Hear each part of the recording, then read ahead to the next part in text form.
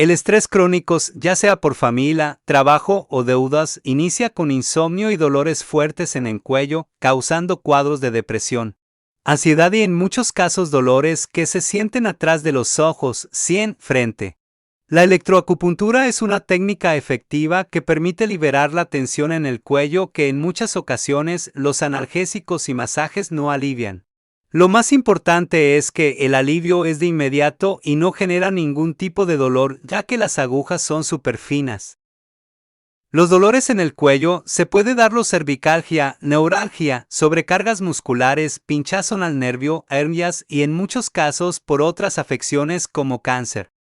Puede dar inicio a una parálisis facial. Combinar la electroacupuntura con la terapia neural es ideal ya que se libera el nervio y se polariza las células para un alivio inmediato.